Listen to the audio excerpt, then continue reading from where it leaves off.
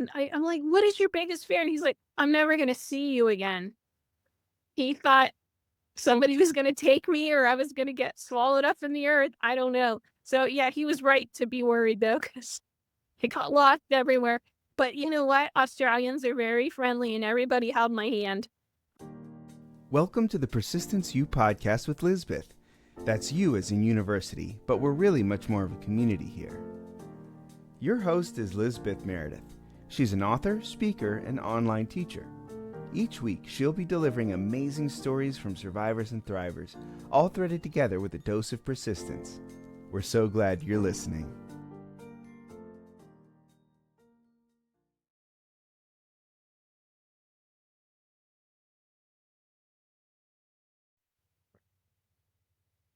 Her sisters and brothers, thank you so much. This is a special episode today as one of the Unmapped contributors. Tammy Horvath is here with us, and I met Tammy a few years back. I can't remember if it was when I was teaching a book marketing course that she became one of my students online, or if we met first at the excellent group called We Love Memoirs. And I highly recommend, if you have not already joined and you enjoy reading memoir or writing it, do join We Love Memoirs on Facebook. It's totally free, fun, and kind people there. Tammy is a special, special person, and I'm going to read you her bio that she sent me for Unmapped. And it says, Tammy Horvath writes from the depths of her heart, carrying both the joy of knowing her beloved son is in heaven and the sorrow of losing him far too soon. Her faith in God carried her through unimaginable grief and taught her the healing power of forgiveness, love, and hope. Her books, which can be read in any order, reflect the different chapters of this journey. Gone in an Instant tells the story of how she found strength to forgive her son's murderer. In Life Begins with Travel, Tammy discovers the joy through traveling and new experiences.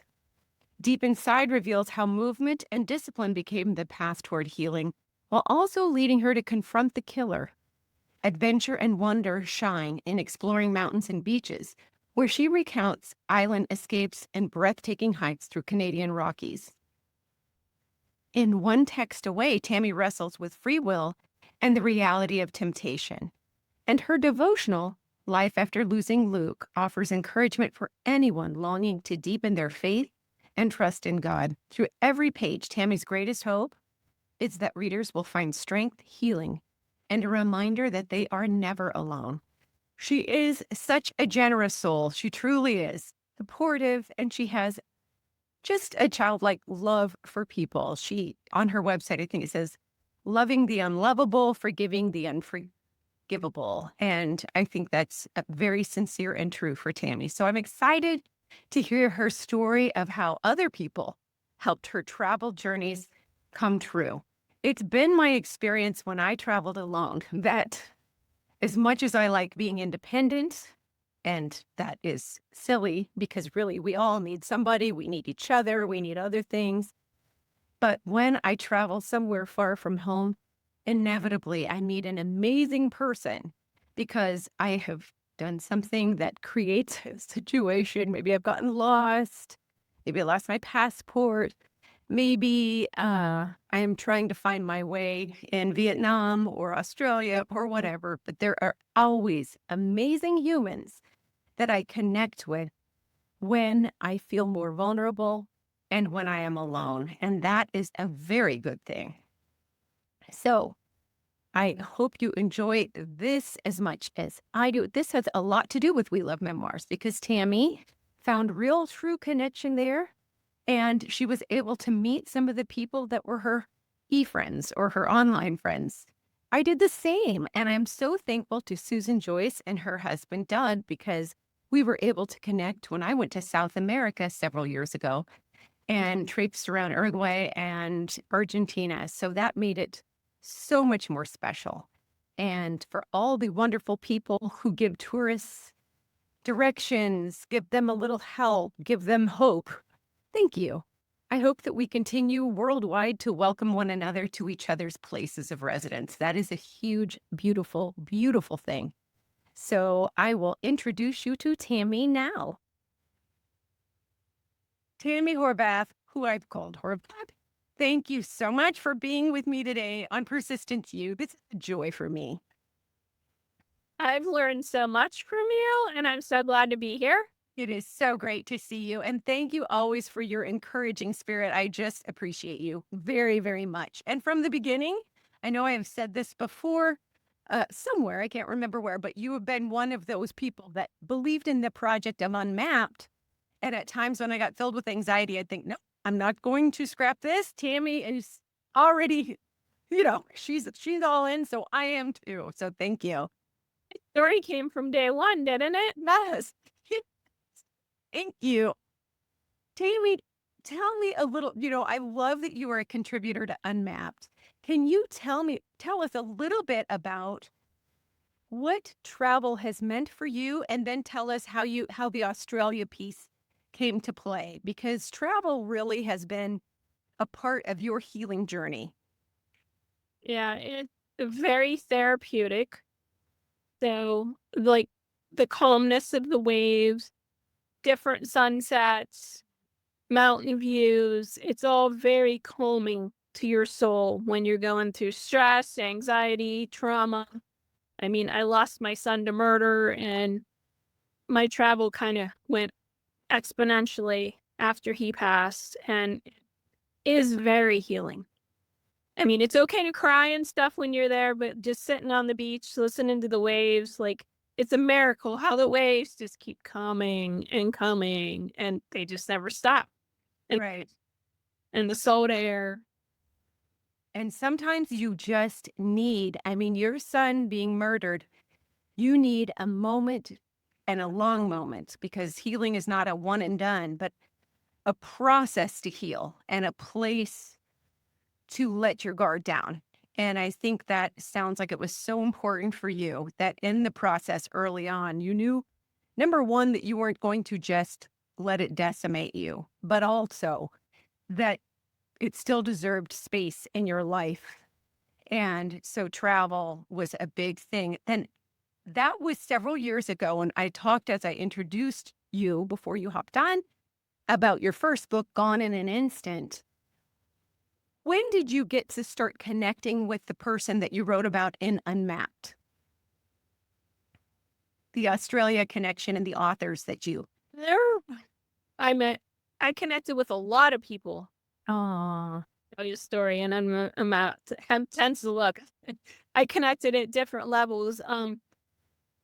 There's readers and authors from the on Facebook, and so back in 2014, my husband and I had booked a trip to Australia together, and my late son Luke did something, and my husband's like, because my son was supposed to stay with my mom.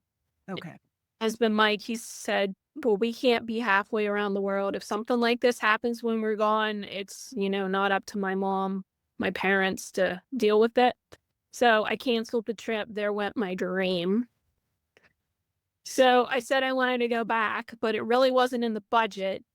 So there's several groups on Facebook that you can look for people to host you and stuff. But I just commented about who wanted to do a meetup with his group, and people started offering to host me from the group. And most of the authors that I met with, I already knew, but there was one reader, and she's like, I'll have you. And she had me for like 10 days to 14 days. I stayed at her house. She took me out to her brother's farmhouse. It's like a family country house where we saw the southern lights. Oh, Aurora, beautiful. Aurora Australis, I think it's called, opposite of, Aurora Borealis. Okay. And that was totally unexpected. I have an app on my phone, and I just looked. We were playing games one night, and I looked down, like, we can go outside. And she's like, yes. So I was able to, like, I called it paying her back because Oh, I lived there all her life and she never saw them. But after that, she took me down to her beach house, her family's beach house. And then we went to her home, and I met her husband, Ray, and their adorable dog, Sarge. And he cooked for us, Ray did, and he's a fabulous cook.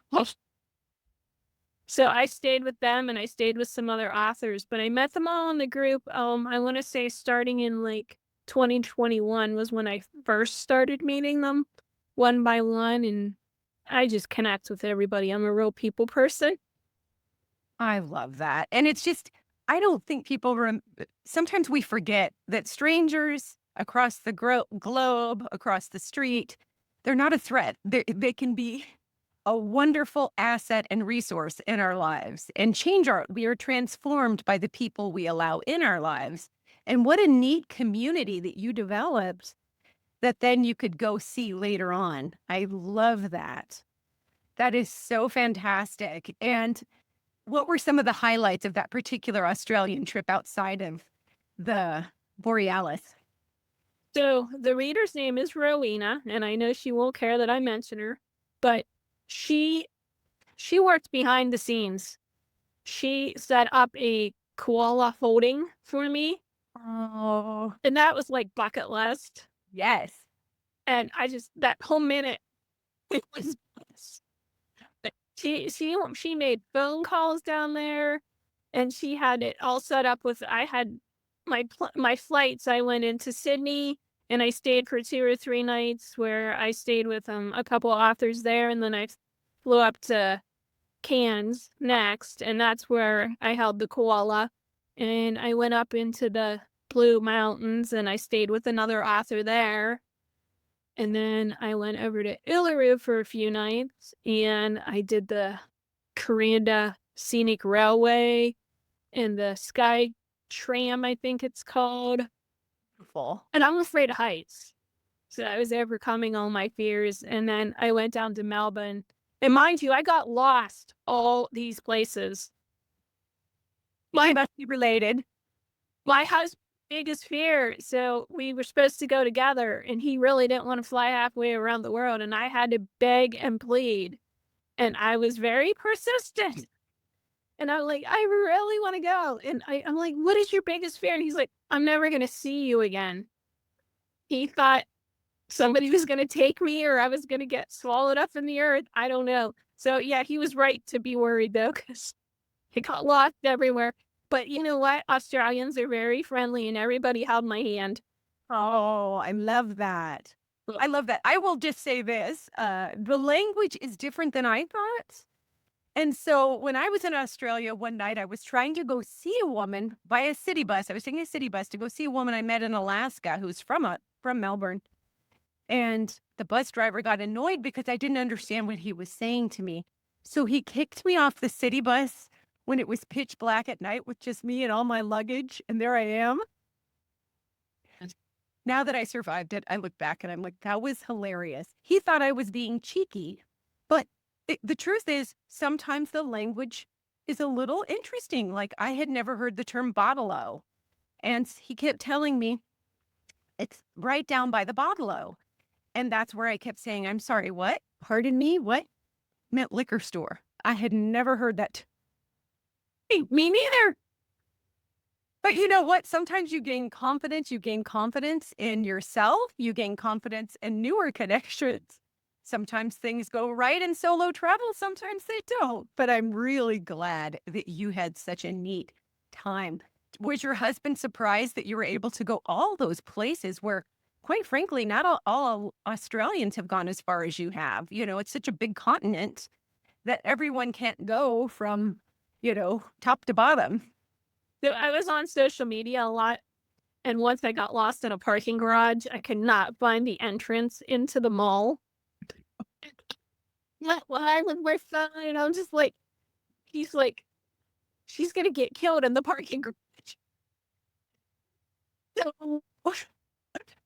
that's why I was so relieved when I went to Melbourne for the second half of the trip and Rowena met me where my luggage was supposed to be. And yes, I got lost getting off the plane trying to get to the luggage. Right. Then I was with Rowena the rest of the trip.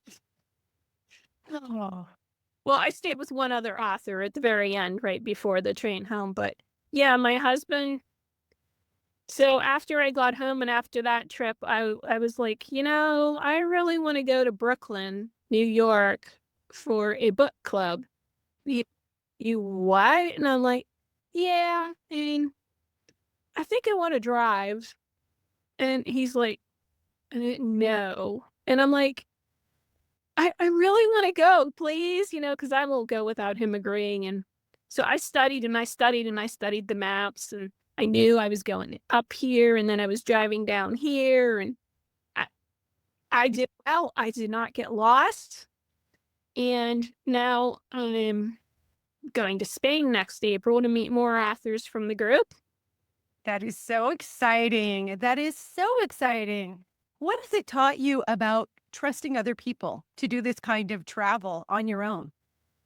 So yesterday, Saturday, my husband and I went to a show in Pittsburgh, Pennsylvania. All these big buildings around us. We could not find our way to the Pittsburgh Paint Arena. Okay. We're just like, I rely on him. He knows everything. And I'll tell you what, I surpassed him because we were lost. And I'm just like, oh, that guy coming up the road looks like he might live here. And I stopped and I'm like, do you live here? I ask for directions. I'm not afraid to beg and plead every last person I bump into. And it might take me 10 people to get 1 mile up the road, but Right. That's okay. people mostly willing to help. Even in New York, they say, like my instructions from other people was don't talk to people up in New York. But I found everybody helpful. Everybody, I mean, there's something inside of them. If you see somebody truly needs help, at least that's the way I am. Right. I love that. It helps you trust again. I think for me, and it's been a long time since I've gone on a huge trip alone now, but it reminded me that people are often very, very kind, no matter what part of the world you are in. And you can find connection even if you don't have a similar language. You can still find a way to communicate and to express feeling and to create a memory, even if you don't know the language in which they speak. So I think that's just beautiful. And yes, New York would intimidate me for sure, especially or Brooklyn. How was the book group, by the way? It was great. I met a famous movie star. Which one are you allowed to say? Yes, I have a selfie with him. Manny Montana. What? Awesome. Good girls. Yeah, and his wife, Adelpha Moore, life coach, and she teaches yoga. She's a sweetheart. And it sounds like you've gotten more and more confident. We don't have to have perfect skills to go traveling. We just have to have the heart to do it and have contingency plans to make up for any trouble we might meet along the way. And get back to me after I go to Spain where I don't speak Spanish. Well, or you could start, with a little app like my daughter does and learn a little. That's what I'm going to do because I'm going to a big trip in December, but I need to get at least a few niceties down. I need to get some. I don't think it would hurt anything to learn some language. So I want to do that so it'd make it a little easier. I think I learned the sentence, hablo español un poco. Hopefully I got that right. I'm sure. A little Spanish. Spanish. So I'll just go like this and hopefully they'll get the gist and be like, that is fantastic. And that is so fantastic. Do you have any words of advice for people, especially women who are thinking, I've always wanted to go someplace? Doesn't have to be across country. Could be just a trip, a couple of 100 miles away, but I'm scared to go on my own. What would you tell that person? oh, wow. I'm trying to remember that saying I have on my Facebook. You only regret the choices in life that you don't make. Yes, I know what you mean. Absolutely. There have been study after study, but a lot of people late in life, when interviewed toward the tail end, will say, I regret the choices I didn't make. And, not the things that I did that maybe didn't turn out that well. So I think that's such a great thing to take away from this whole experience. I'm really glad that you had such a good trip. Was it sad to come home from Australia or were you ready? I cried. I don't know.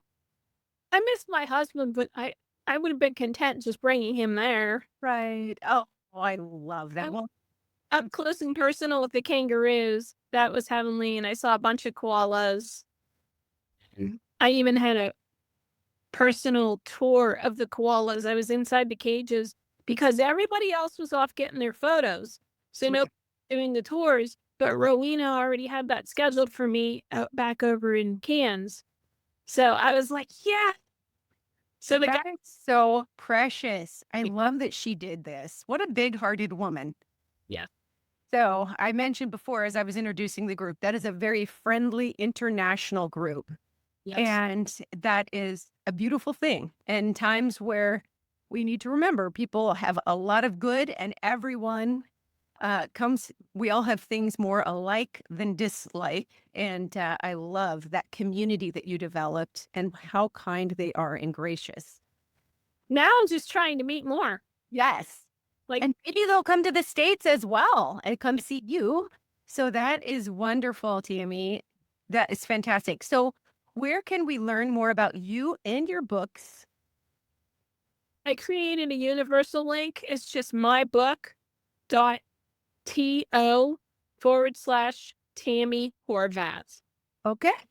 It's Horvath. Do you have that little sign you showed me a second ago? For those who are on YouTube, that they can see that. That is so smart, Tammy. So smart. You and I were talking about the expenses of being an author, and keeping up a website and all of the things that go with it can be very, very draining financially. So what a smart idea that you created this to make one easy stop for people to find out about your books. And you have several. So thank you so much for being here. And I'm really so very grateful that you were Unmapped contributor and cheerleader from the beginning. I'm glad you kept going. Thank you. Oh, me too. I kind of sealed my own fate when I started a podcast, Persistence You. It makes it so hard to give up on the things I want to give up on. Oh, yes. I accidentally held myself accountable. You did. That's a good thing. Thank you, Tammy. You have some very good episodes in there if people haven't checked it out.